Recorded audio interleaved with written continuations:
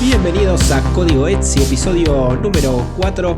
Como siempre, este espacio donde buscamos aportar un granito de arena más a un mundo seguro para el intercambio de información digital, recorriendo las noticias más importantes de ciberseguridad de la semana y las novedades, tips y casos de uso de Trend Vision One, la plataforma de ciberseguridad unificada de Trend Micro. Me acompañan como siempre desde aquí, la oficina de Madrid, Ezequiel, y desde nuestra oficina de Buenos Aires, el querido Agus, dos de nuestros especialistas de ciberseguridad de Etsy Trend. Y hoy Agus, sí, desde la oficina, literalmente, hoy Hoy sí, sí, se acabó el home office en ahora Etsy, sí. Agus tuvo que volver a la oficina. ¿De qué vamos a hablar, Agus, hoy? Bueno, bien. Yo antes les había explicado el factor principal, ¿no? De lo que sería el riesgo en la organización. Y hoy voy a ir al factor que influye, que sería el de ataque, Ajá, cuando ya bien. se está sufriendo. Perfecto, buenísimo. Entonces vamos a recorrer las últimas métricas que contribuyen al riesgo general de la organización, como para saber bien cómo interpretar esos valores. Y ¿qué noticias tenemos para hoy? Creo que vamos a recorrer el informe de amenazas 2023, ¿correcto? ¿Qué tal, Joel? Sí, el día de hoy vamos a estar saliendo un poco del apartado de noticias, ¿no? Vamos a hacer algo un poco más novedoso. Vamos a estar recorriendo algunos puntos interesantes del informe de amenazas que sacó Trend Micro, ¿no? Del año pasado, un poco para comentar algunas tendencias del cibercrimen y las principales amenazas que se ven hoy en día. Excelente, súper interesante. Y si te parece, empezamos por ahí. Si querés, muestro tu pantalla Perfecto, y sin todo problema. tuyo, ese. Gracias. Bueno, como estaba adelantando, este informe anual que elabora Trend Micro es en base a todo lo que se ha visto, ¿no? En base a detecciones, métricas e incidentes, ¿no? En el periodo anterior. En este caso, en el 2023, vamos a estar comentando varias novedades, ¿no? Del ransomware, que como siempre sigue vigente, sigue creciendo, ¿no? Como negocio es muy rentable. Y algunas cosas que vamos a comentar tienen que ver con las técnicas de cómo llevan a cabo los atacantes estos incidentes, ¿no? Algo que se vio en auge es el uso de encripción remota, ¿no? En la que los atacantes, una vez llegan a un equipo vulnerable, mapean los recursos de la red y realizan el cifrado desde ese dispositivo infectado. ¿Qué es lo que se ahorran con esto? Bueno, toda la etapa de movimiento lateral, lo que podría ser saltar alarmas, ¿no? Digo, mientras menos tácticas y técnicas utilicemos, muchas menos probabilidades de ser detectados vamos a tener, ¿no? En negrita voy a poner debajo de todas las que apliquen algunos grupos de cibercrimen que son los, por así decirlo, principales exponentes de estas tácticas, ¿vale? Se vio también una tendencia muy grande en el uso de lo que es la encripción intermitente, ¿no? Que es algo que ya hace un par de años se empezó a ver, que es el hecho de no cifrar por completo todo un archivo, sino cifrarlo por bloques de datos, ¿no? Es decir, parcialmente. Y esto obviamente lo que permite es que sea mucho más ágil el proceso de cifrado, ¿no? Que no tarde tanto, y de todas maneras la información sigue sin ser accesible por las víctimas. Y de cara a posibles intentos de recovery, obviamente esto ofrece mucha mayor dificultad en caso de que no contemos con la llave que han usado los atacantes, ¿no? Otra técnica interesante es el uso del bypass de tecnologías de tipo EDR, ¿no? Hoy día es muy común contar con EDR. Lo ideal es tenerlo, ¿no? En todos los equipos controlados por la organización. Bueno, lo que hacen los atacantes en estos casos es montar máquinas virtuales una vez llegan a un equipo vulnerable, ¿no? Y dentro de esa máquina virtual es que buscan, mapean y cifran los recursos, obviamente de otros dispositivos, sean virtuales, ¿no? A través de hipervisores conectados u otros equipos de la red, ¿no? Lo que buscan es básicamente extender nuestra superficie de ataque sin que nosotros tengamos conocimiento de ello y lanzar el ataque desde ahí. Luego, los ataques con múltiple extorsión, ¿no? Esto sigue muy en auge, ¿no? Y es algo muy interesante. Nosotros lo hemos visto en muchos incidentes y lo hemos comentado con muchos clientes, que es el hecho de que principalmente en casos donde se ha vendido el acceso a una organización, entran a jugar múltiples cibercriminales, múltiples grupos, y se lanzan múltiples ataques, ¿no? Combinando diferentes muestras de ransomware, combinando diferentes muestras de malware, eliminando datos en muchos casos, ¿no? Lo que llamamos ya un ataque de wipe, ¿no? Y también la exfiltración de datos, ¿no? Robo de información. Todo esto obviamente nos da muchas más cosas a la hora de hacer palanca y negociar con las víctimas, ¿no? A los cibercriminales obviamente les resulta muy atractivo porque tienen un arsenal mucho más amplio a la hora de extorsionar a las víctimas, ¿vale? Ahora bueno, saliendo un poco del tema de ransomware, sí, algo interesante para comentar un poco es con respecto a las tendencias en el cibercrimen, ¿no? Algunas cosas relacionadas con el framework de Mitre, Acuérdense que esto es un framework que lo que nos permite es, por así decirlo, estructurar o entender cómo tienen lugar los incidentes de ciberseguridad, ¿no? Organizando todo en tácticas y técnicas, ¿no? Lo que podemos ver es, por ejemplo, cuál es el top 5 de tácticas que se han detectado en el año pasado y podemos ver que la evasión a la defensa es lo más común, no evasión a tecnologías como EDR, antivirus y demás. Pero lo que a mí me interesa comentar es el hecho de que el Command and Control, que a veces se subestima demasiado, es la segunda táctica más utilizada. ¿Qué es lo que nos dice esto? Bueno, que hoy día hay una tendencia mucho más grande con respecto a los ciberataques que la conexión y todo lo que es la comunicación sea de dentro hacia afuera. O sea, cuando el atacante llega a un equipo, abre una puerta trasera y lo más común es que reciba órdenes desde el exterior, ¿no? ¿Cómo llega? Bueno, por phishing y otras técnicas que comentaremos también alguna. Pero el punto clave es entender que no siempre los atacantes van a estar buscando entrar. En muchos casos ya están dentro, recibiendo instrucciones y esperando a cómo moverse, ¿no? Y después con respecto a lo que son tácticas de tipo fileless y demás, y robo de credenciales, cosas por el estilo. Una tendencia muy marcada en el año pasado es que si bien hicieron aparición nuevas herramientas para obtener credenciales, para Command and Control y demás, lo cierto es que los atacantes son bastante conservadores y mantienen, por así decirlo, muy utilizadas herramientas ya de público conocimiento como Mimikatz, Cobalt Strike, que están muy posicionadas hoy día en el mercado, ¿no? Muy posicionadas en lo que son ataques, ¿no? Es para un atacante mucho más atractivo y mucho más fácil usar una herramienta que ya sabe cómo funciona, en lugar de trastear con una nueva y ver qué le puede llegar a aportar como novedad, ¿no? Luego, con respecto al panorama de amenazas, ¿no? Algunos valores interesantes son cuáles son los sectores más atacados, ¿no? Yo creo que me interesan mucho más los primeros dos, por un lado el gobierno y por el otro la salud. Son dos sectores muy críticos para el día a día de la gente, ¿no? Los dos ofrecen servicios críticos y obviamente a los atacantes les interesa afectar a este tipo de empresas porque a la hora de extorsionar, ¿sí?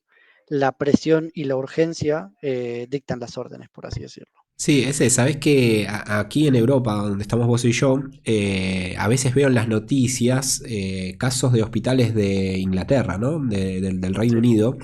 Y para mí siempre, digo, no es ninguna novedad, pero para mí es increíble el nivel de sufrimiento que produce en la gente, ¿no? Porque hay veces que quizá no hay una relación directa con la mala atención a los Mm. pacientes que están en ese momento en los hospitales, pero definitivamente se generan trastornos, turnos por ahí de patologías menores que se tienen que reprogramar. En algunos casos hemos escuchado, sí, de pacientes que tienen que trasladarse. Y nada, esto me lleva a la misma conclusión de siempre. No olvidemos que en ciberseguridad lo que estamos protegiendo en definitiva son personas, ¿no? Sí, sí, sí, sí, digo, hay casos graves como por ejemplo cirugías que tienen que posponerse, que no pueden llegar a efectuarse y sí, tienen que trasladar a la gente, ¿no? Por eso son sectores que son realmente tan críticos que cualquier momento de downtime tiene muchísimo impacto para el negocio y lo que buscan los atacantes con eso es precisamente no dar tiempo a pensar en cómo hacer un recovery seguro. Digo, estando en esa situación, yo creo que hasta yo me plantearía si pagar o no. Digo, después si es ético, si es moral, lo podemos discutir por horas, ¿no? Exacto. Eh, pero Hace unos días creo también, creo que esto fue en Estados Unidos, no tengo acá a mano el link, pero hubo un caso de un pago de 22 millones donde se pudo traquear la billetera del grupo de ransomware que los recibió, porque aparentemente el grupo de ransomware terminó estafando al afiliado que había logrado ese pago, ¿no? Por lo tanto, claro que se paga y coincido, ¿eh? La verdad que no estamos aquí para juzgar a quien termina pagando. Idealmente uno quisiera no tener que llegar a eso, pero cuando uno está en esas situaciones, nada, no se lo deseo a nadie. sí, sí, sí, es eso mismo. Y después, bueno, ¿no? Con relación al tema de familias de malware, o por así decirlo, yo creo el punto ahí más técnicas o tipos de malware ya fuera de ransomware, por así decirlo, que han estado en auge. Bueno, ha resurgido bastante el tema de los mineros, ¿no? Hoy día yo creo que el uso tan extendido de nube y malas configuraciones que a veces eso trae acarreado, ha hecho que se ponga de nuevo de moda el tema de, bueno, vulnero tu sitio, no hago nada, simplemente meto ahí mi herramientita y que se ponga a minar. Total, los recursos los paga otro, ¿no? Y después, con respecto a las tendencias de cibercrimen relacionadas con correo electrónico, ¿no? Hoy día sigue estando como tope, por así decirlo, el uso de phishing, ¿no? Como principal amenaza en el correo electrónico. Y tiene todo el sentido del mundo, ¿no? Porque hoy día suele ser el principal punto de entrada a una organización. Digo, es gratis, es sencillo, puedo mandar tantos como quiera y con que piquen un par yo creo que tengo hecha la pesca del día, por así decirlo, ¿no? Y por último, con respecto al panorama de amenazas, otro tema también muy interesante es en lo que fue el año pasado, no todas las vulnerabilidades de día cero que se fueron descubriendo, ¿no? Pensemos que en muchos casos, como la que comentamos ya hace unas cuantas semanas de Smart Screen, ¿sí? Las vulnerabilidades de día cero, cuando las identifican researchers de ciberseguridad, por lo general, en muchos casos, las identifican al investigar un incidente, o sea, que son vulnerabilidades que tal vez había cibercriminales por detrás ya explotándolas, ¿sí? Y tanto nosotros como los fabricantes, por así decirlo, llegamos tarde a la fiesta y toca correr por detrás de esas vulnerabilidades, ¿no? Ahora bien, ¿cuáles son algunas recomendaciones importantes para, por así decirlo, sacar en claro de estas tendencias y de estas cosas que hemos comentado? Bueno, por un lado, sigue siendo claro el tema de parchear los sistemas y software, es algo que se subestima demasiado, pero hoy en día, teniendo una superficie de ataque tan distribuida como solemos tener, el tema del parcheo se vuelve clave, porque es lo que puede hacer la diferencia entre si pueden moverse lateralmente o no, si pueden entrar a mis servidores o no, ¿sí? Hoy día, la explotación de vulnerabilidades es una de las técnicas más utilizadas para el movimiento lateral. Después, en caso de que obviamente, como lo sabemos, parchear es difícil, lleva sus tiempos y demás, por lo menos contar con medidas mitigatorias, ¿no? Para este tipo de cosas. Por ejemplo, del lado de Trend Micro, nos apoyamos muchísimo en la tecnología de parcheo virtual, tanto para puestos como para servidores, para blindar nuestras máquinas ante la explotación de vulnerabilidades, tanto del sistema operativo como de aplicación de forma remota, ¿no? El hecho de estar al tanto y poder corregir configuraciones inseguras en nuestro entorno, ¿no? Tener funciones del mismo sistema operativo, ¿no? Que prevengan tampering con memoria del sistema, que nuestros portátiles estén encriptados, ¿no? Son cosas que van un poco más allá de la seguridad, pero no dejan de ser un riesgo para nuestra organización. Identificar qué accesos y qué actividad utilizan nuestros usuarios. Acá hablamos no solo de actividades de forma local, ¿no? No me interesa si mi usuario se instaló Spotify o algo por el estilo, sino también qué aplicaciones se utiliza en nube, ¿no? Por dar un ejemplo claro, yo tengo muchos clientes que están preocupados con la tendencia hoy en día de ChatGPT y que sus usuarios no vayan a subir información confidencial ahí o no sé, herramientas para editar PDFs en línea, ¿no? Tener conocimiento de eso nos ayuda a determinar en qué riesgo puede llegar a estar nuestra información sin que nosotros ahora mismo estemos sabiéndolo. Verificar la seguridad de cuentas y accesos, ¿no? Esto es un punto que también se suele dejar un poco descuidado, pero hoy día tener doble factor, tener caducidad de contraseñas son puntos clave. En nuestro dominio, por favor, contar con políticas para bloqueo de cuentas ante inicio de sesión fallido. Digo, son cosas que serían hoy día un ABC y que parece una tontería estar comentándolas, pero no son tampoco un estándar, ¿no? Sigue habiendo muchas empresas que tal vez lo dejan para más adelante o tienen miedo al impacto que puedan llegar a ocasionar. Lo cierto es que después en la experiencia mucho más impacto tiene un buzón de un director comprometido, una empresa cifrada, ¿no? Yo creo que hay a veces medir las cosas en la balanza y ver lo bueno versus lo malo, lo que me cuesta versus lo que me aporta. Y por último, el hecho de poder restringir el uso de nuestros usuarios y dispositivos cuando representen un riesgo elevado, ¿no? Yo ahí creo que es un punto clave lo que comenta mi compañero Agus en sus aportes a estos podcasts, porque para poder saber si un usuario o un equipo representa un riesgo elevado, bueno, yo necesito saber si tienen un nivel de riesgo asociado, ¿no? ¿Cuál es el riesgo que implican? ¿No? Y eso, uno de los puntos clave o de partida para poder contar con esa medición es contar con tecnologías como la que comenta mi compañero, ¿no? En base a eso, si la herramienta me permite automatizar la toma de decisiones de este equipo no puede conectar a sus recursos de nube, este usuario no puede conectar a Internet en base a su nivel de riesgo, bueno, también es un plus que nos aporta ese tipo de tecnologías de cuantificación de riesgo. Así que bueno, Buenísimo, es por mi parte, espectacular ahí este. Sí, espero súper, haya sido dame. interesante, Sí, como ¿querías agregar siempre. algo más? No, por mi parte no, simplemente que bueno, para que les interese, vamos a dejar en la descripción de este video después en YouTube el enlace al informe completo de Trend Micro. Bueno, sin más que Perfecto, ello. buenísimo, muchas gracias, súper claro como siempre, muy interesante porque a partir de lo que sucedió el año pasado, obviamente podemos aprender y implementar medidas para este año.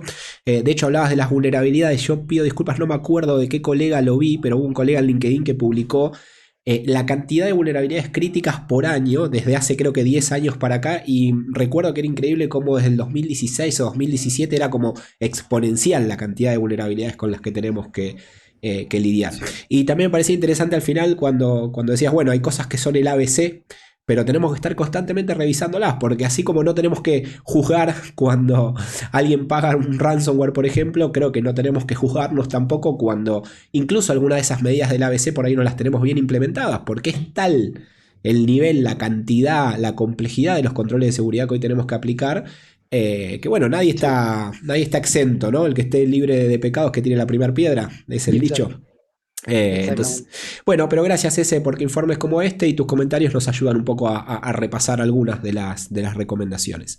Gracias a vos. Agus, ¿estás por ahí vos? Así es. Bueno, ¿qué te Estoy acá. parece si pasamos a Vision One y nos contás un poquitito Ajá. cómo interpretar algunas de las métricas que nos faltaban y que contribuyen a esta idea de ciberriesgo, a poder tener una métrica de ciberriesgo a nivel de organización? Ajá. Ahí estamos viendo tu Bien, pantalla. perfecto.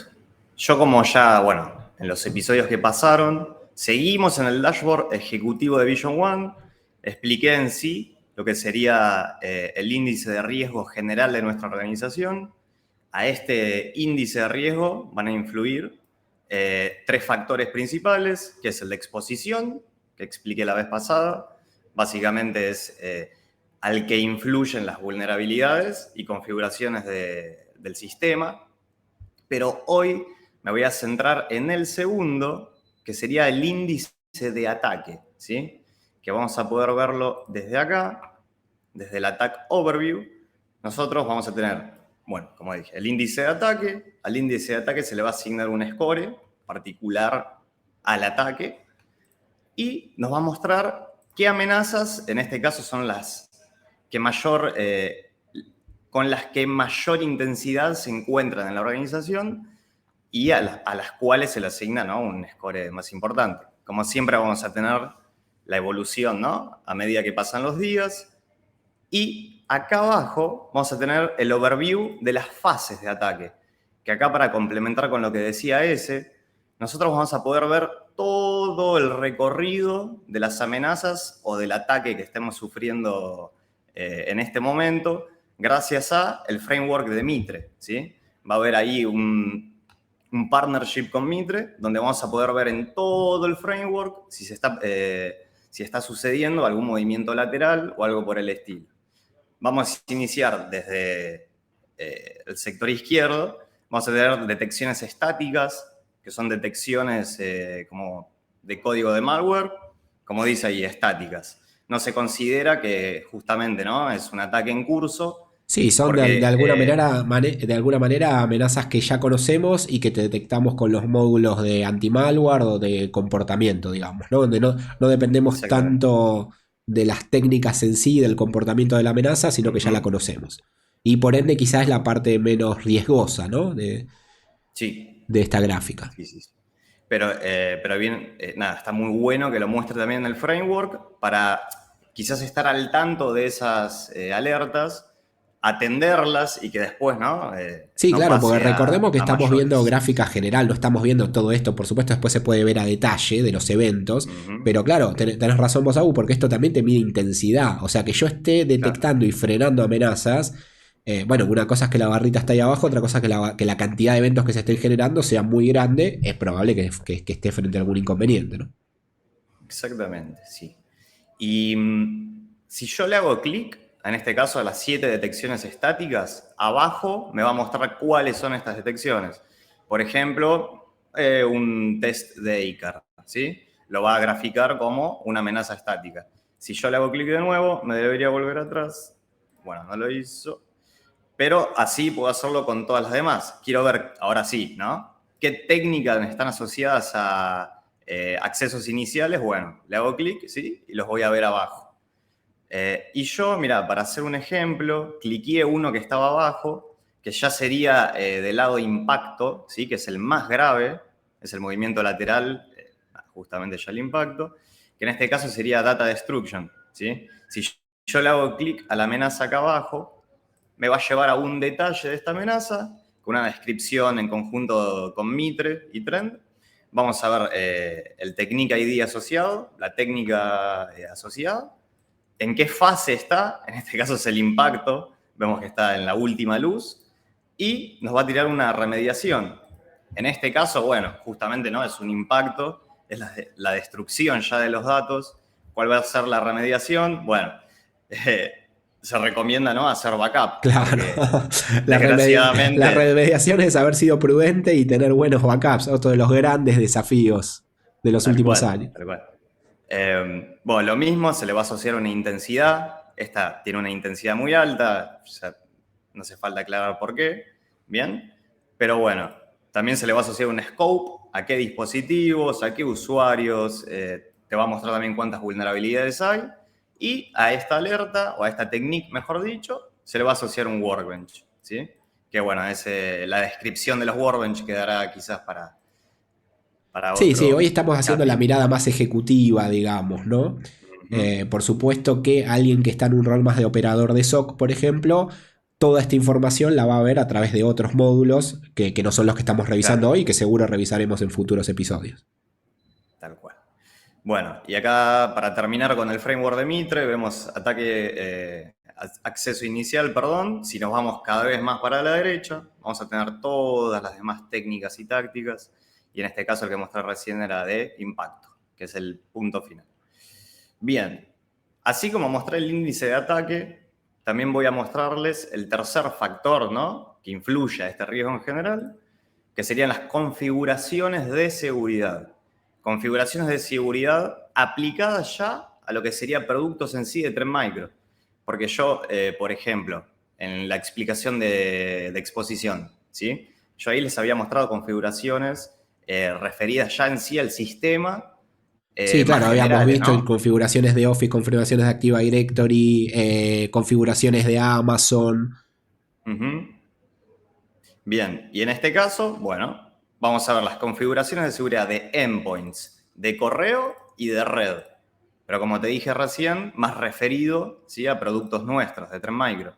En este caso vamos a ver la protección para endpoint, nos va a detallar cuántos agentes tenemos instalados en Windows, cuántos agentes en Mac, cuántos en Linux, y esto según el estimado que nosotros tengamos de dispositivos en la empresa, ¿sí?, nos va a mostrar cuáles de estos están sin protección, que bien pueden ser también dispositivos que ya no se usen, ¿sí?, y quedan abandonados, y igualmente te lo va a graficar. Ahí nosotros tenemos que entrar manualmente y sacarlos, o bien activar la opción que en otro momento mostraré, que si ese agente se detecta inactivo después de 60 días, lo podemos borrar, ¿sí? Sí, perdón, ahí por aportar algo a lo que Sí. comenta Agustín, un punto muy interesante es que ese número no solo surge también de esos equipos en consola o identificados por Trend Micro, sino también en base a telemetría, es decir, a actividad que se recibe de nuestros equipos y a integraciones con terceros, ¿no?, que nos pueden aportar cierto valor. Por Uh-huh. ejemplo, integraciones con Entra ID o con AD On-Prem,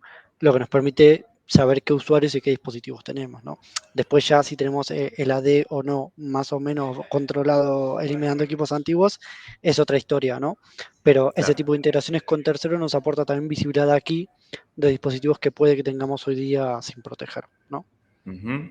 Exactamente. Muy importante la mención de la aplicación a terceros. Gracias. Bueno, bien, así como dije, lo del agente, que en este caso sería Apex One o Standard Endpoint Protection, también Workload, ¿sí?, para servidores. También vemos el estado del sensor, ¿sí?, de telemetría, lo mismo. Nos lo va a demostrar dónde lo tenemos y en dónde no está habilitado este sensor, ¿sí? Y a dónde aplica el sensor, porque si bien lo podemos tener en Apex, también lo tenemos en Cloud One, ¿sí?, y nos lo va a mostrar acá abajo.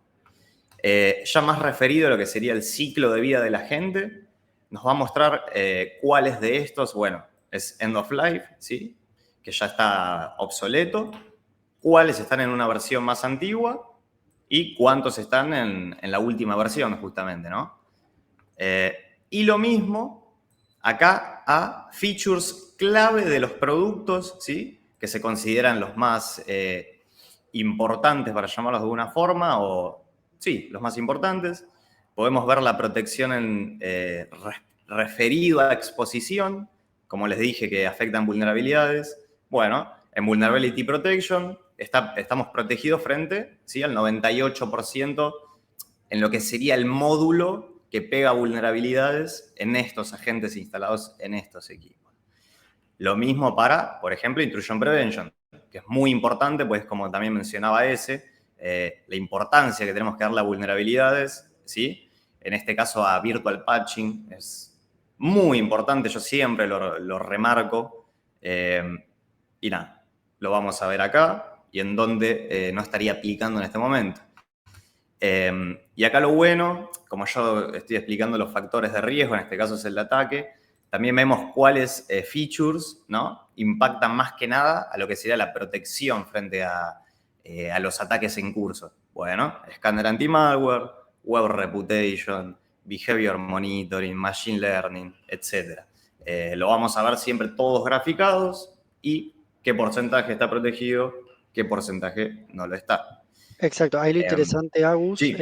digo, sabiendo que son soluciones muy complejas, con muchos ajustes menores y muchas configuraciones por dentro, es que tenemos, ¿no?, varios tipos de luz, que son la luz más clara, es que está, por así decirlo, al completo, por así decirlo, de compliance con la mejor práctica.